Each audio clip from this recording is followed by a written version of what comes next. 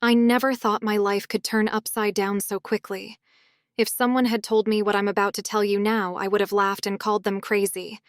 But life sometimes takes such twists and turns that we don't even know how to explain. It all started on a Friday night, after an exhausting day at college. All I wanted to do was throw myself on the couch and forget about the world for a while. But when I opened the kitchen door, well, that changed everything. Before I tell you what happened next, take the opportunity to subscribe to the channel.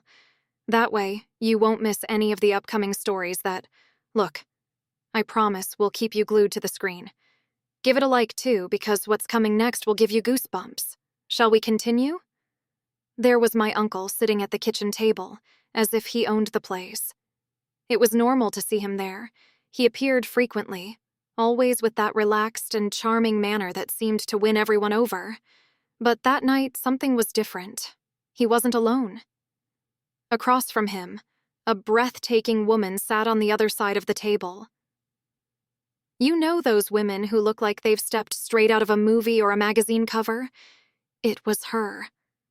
Her hair fell in perfect waves over her shoulders, framing a face that seemed to have been sculpted by artists.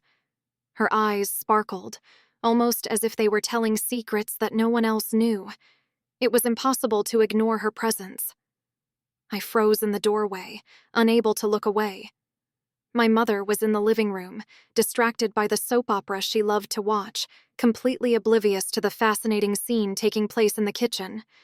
My uncle looked up and saw me standing there, a little lost. He smiled in that carefree way that only he had. "You're home early, huh, niece?" he said, as if nothing was out of the ordinary. My mouth went dry, but I managed to nod in response. Before I could think of what to say, the woman gave me a warm, almost hypnotizing smile. It was then that I felt something strange. The way she looked at my uncle was different. It wasn't just admiration or interest.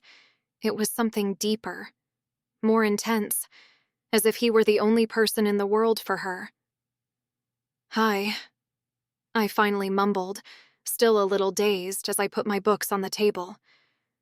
"This is a friend of mine," my uncle explained casually, in a tone that gave nothing away. The woman held out her hand to me, her gesture elegant. "Nice to meet you," she said, her voice as soft as a summer breeze. I shook her hand, feeling even more out of place. I could only reply with a shy, "likewise," before turning away and pretending to be busy with my cell phone. But in truth, I couldn't take my eyes off the two of them. There was something about that woman that intrigued me. The way she tilted her head, the way she smiled when she heard my uncle. Everything about her seemed to say something that words couldn't reveal. Finally, she stood up. She adjusted her coat with a movement so elegant that it seemed choreographed. Before leaving, she looked me straight in the eyes with an intensity that made my heart race. "He's not what he seems," she said, with a firmness that made the air feel heavier. Those words echoed in my mind as if they had been engraved in fire. She left, leaving behind her perfume that seemed to mix with the mystery of her words. My uncle, on the other hand, continued to act as if nothing had happened.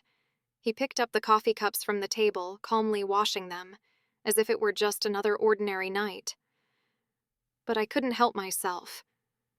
"What did she mean by that?" I asked, unable to hide my curiosity. He gave me a smirk, that typical smile of his, full of secrets. "People see what they want to see, Mila. That's all," he replied, as if that ended the conversation. I knew that insisting would be pointless, but as he stood there, calm as ever, something inside me had already changed. That moment, those words. I knew there was much more to that story than my uncle was willing to tell. That night I was almost sleepless. I tossed and turned, trying to find comfort, but the woman's words echoed in my mind like a whisper that refused to go away. "He's not what he seems."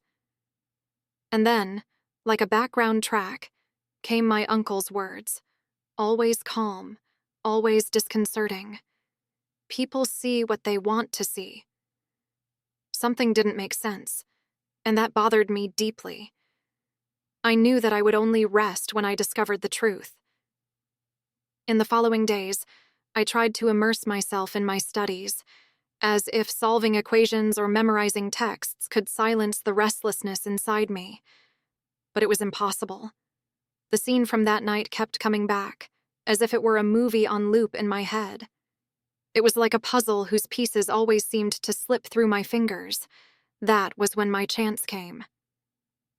My mother asked me to return a book she had borrowed from my uncle. It was a perfect excuse to go to his house and, perhaps, get some answers. I hid my nervousness and accepted the task. When I got there, he was in the kitchen, the smell of freshly brewed coffee filling the air. He seemed completely unconcerned, as always. "Thanks for bringing the book," he said with a smile, taking the worn copy from my hands.